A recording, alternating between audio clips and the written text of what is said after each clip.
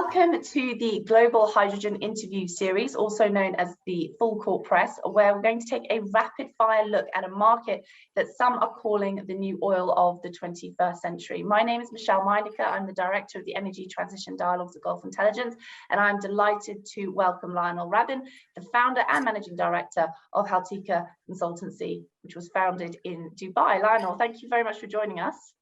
Thank you. You're welcome. Thank you for having me, Michelle.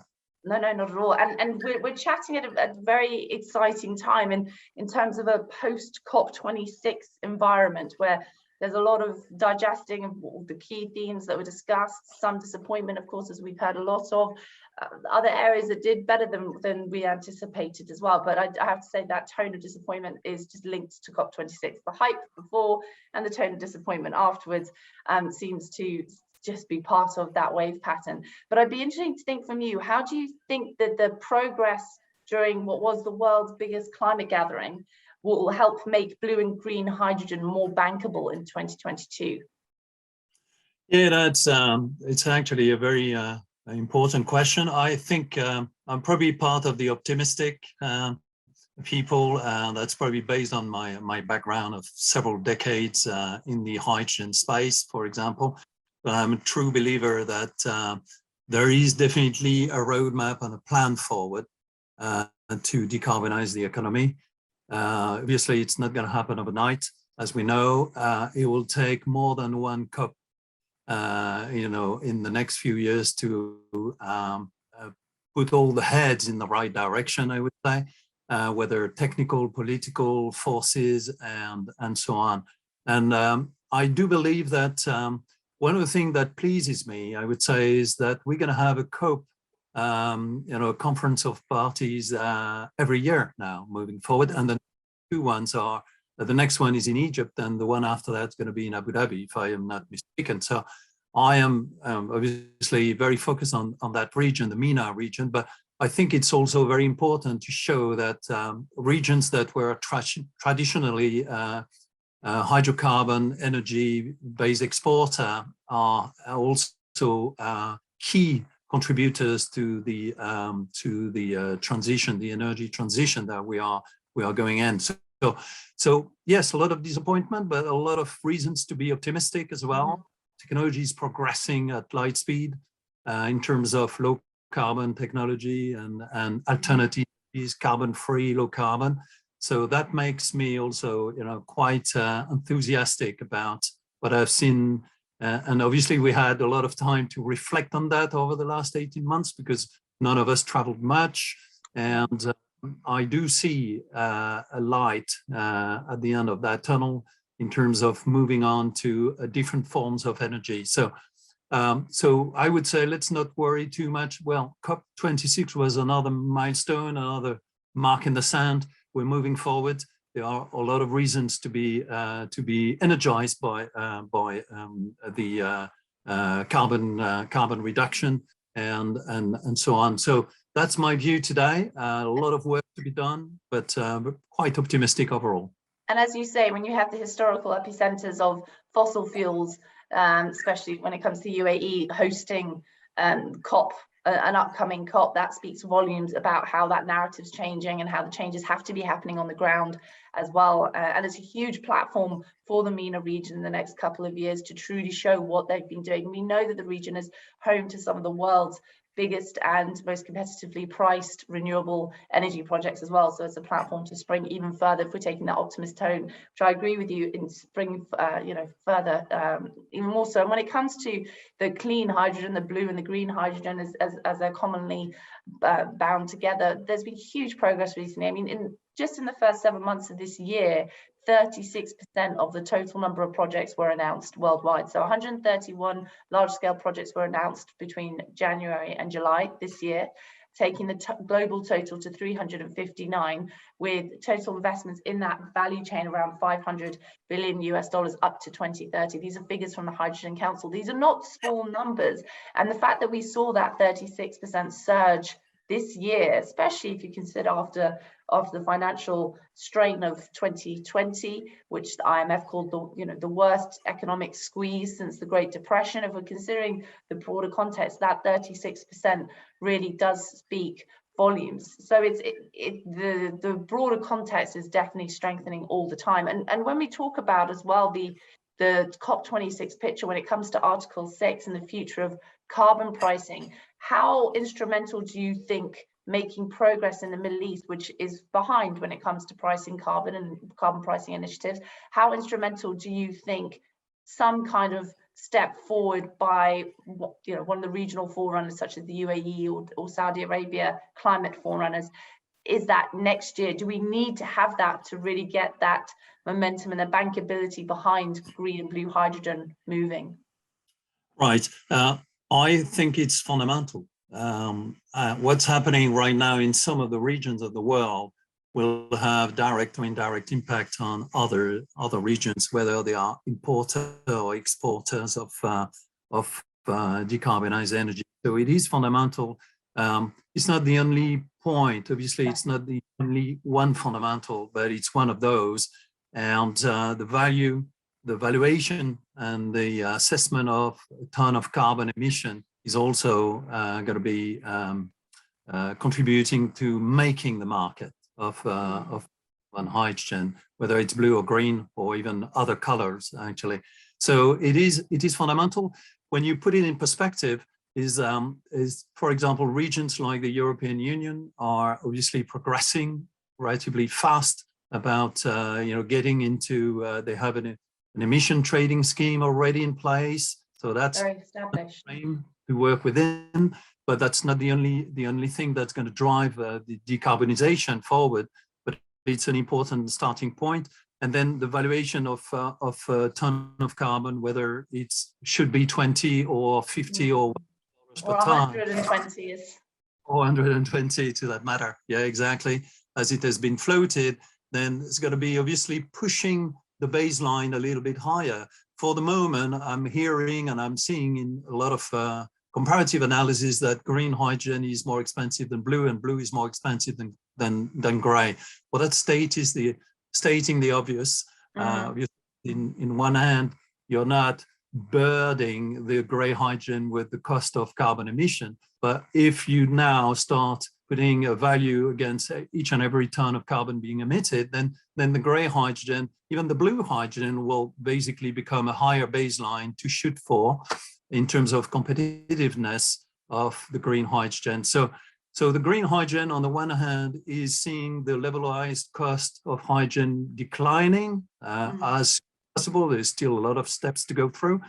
And what we'll see with a mechanism, a global universal mechanism of valuing or assess, giving a value to the ton of carbon being emitted, will basically close the gap that way as well. So the green hydrogen is coming down, the gray hydrogen cost will go up, and whether we like it or not. So that is true in some geographies already, but for the Middle East, which is a net exporter of that decarbonized energy, but that's equally important because that's what they are up against in terms of competitiveness. The hydrogen being produced in Saudi Arabia, UAE, Oman, or any of those countries, or Egypt to that matter, will have to be competitive once it is landed in Germany, France, or the UK, or so on, where the emission trading scheme is operating. So fundamental in that equation. And it's really increasing that level of visibility for the bankability of these projects, isn't it? So that people have a much greater, lifting that veil really on someone. So we're seeing, you mentioned there about the roadmaps, and the Middle East doesn't really have those like some other countries do. And of course, when we talk about roadmaps, some are incredibly detailed and ambitious, and they go into the financial infrastructure that's needed and architecture that's needed, such as Europe, which it's really it's in a world of its own. And then you have lots of others, and some hydrogen roadmaps are 6 pages long and just state an intention to develop. So even when we're talking about those hydrogen roadmaps, the value and the depth within each is so varied as well. So there's a lack of standardization there too. But the Middle East generally is lacking even that the 10-page or real that we have public statements, don't we, about building a hydrogen economy, and very public statements, and about the need to, or the desire to become globally competitive hubs by the 2030s, hugely ambitious projects, and which in themselves are very valuable. Do you think that there would be a real benefit to that bankability, that chicken egg scenario that comes with new markets, especially to countries in the region developing roadmaps, very clearly stating a purpose and formalizing all the positive momentum that's happening already? Yes, definitely. We're in the region, in the MENA region, we're on the sort of, there are already ambitious projects being announced, see on the wait and see mode still from a regulatory standpoint. And then, and so that is going to be evolving as well. Well, first of all, you need an emission trading scheme in the region. You need some framework and some regulatory framework to basically govern the carbon emission. Should be, obviously, we're starting from a region where there is a commercial alliance within the GCC region. So one would think that it's not so difficult maybe to establish at least that local framework, regulatory framework for what concerns the emission of CO2 in the GCC region or even the MENA region. But what I think is also a very strong driver or a motivation for developing that is the Middle East will become a net exporter, and probably a very significant net exporter of decarbonized energy, such as green hydrogen or green ammonia, green methanol, liquid organic hydrogen carrier, you name it. And that will be driven by market importing that resource from the Middle East. And those are already under development of those roadmaps. So the roadmap of the Middle East will follow, I think will follow us in the position of being a net exporter. You have to pay a lot of attention to the receiving or the demanding side of the world for that decarbonized energy. So I think it will help. It will come at the right time. It may not be the first top priority right now, because what I see is the momentum is on very ambitious, large scale production project being announced. Well, maybe that's the way it should be. You know, let's get on with feasibility studies, scale up, commercial deployment, and in parallel, we'll start putting the regulatory frame around that, because we don't expect the government to do everything for us. So I'm quite pleased to see the private and public partnership and sector moving into project. And in parallel, I think the regulatory frame and the carbon emission regulatory frame will follow. Well, something, I mean, if we just look at the UAE, it's something that the UAE is very good at, is not getting too bogged down. I mean, anyone who's lived there knows there's a lot of paperwork, so you get bogged down in that side of things, but not getting, when we're talking about these big ambitious projects, to not get bogged down in the words too much, that they do just crack on. And that there is, like you say, this culture of let's put changes on the ground while we're moving along with the rest of it, and of course that is a large reason why they achieve so much in such a short amount of time. We're talking about a country that's only gained its independence half a century ago. It's, you know, it's incredibly impressive when you look at it from that point of view. Talking about that level of competitiveness, how do you think subsidies are going to play into the market in 2022? Do you think we'll see any changes there? I think I think we'll see an increase in subsidies in the region. Subsidies are very important for the first project.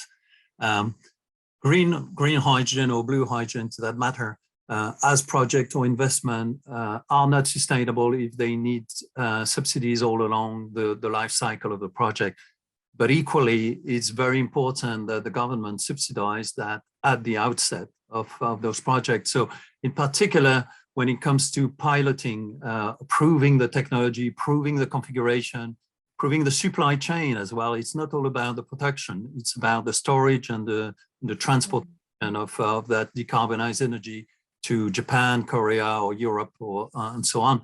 And so the subsidies from the government are very important to actually, as a kickstart of those projects, and for two reasons. It's not just the financial aspect, it's you get the buy-in from those governments when you get the subsidies in place. And that is fundamental when you then take your project to the next step, you scale it up and you go for the commercial deployment, and you're going to be spending hundreds of millions or even $1 billion, and you're going to go for to meet the financiers of this world, the capital market. Well, if your project was subsidized and supported by the government via grants, green bonds, or subsidies, or very low interest or zero interest loan or whatever from the public authority, then the capital market will look at that in a very favorable, through a very favorable lens. So that is not just the financial impact of the subsidies, it's also the fact that the government is, and that is fundamental to get it started. Because it's about a year ago when we started talking about subsidies more and more on this platform, more and more to do with green and blue hydrogen. There was a dividing line.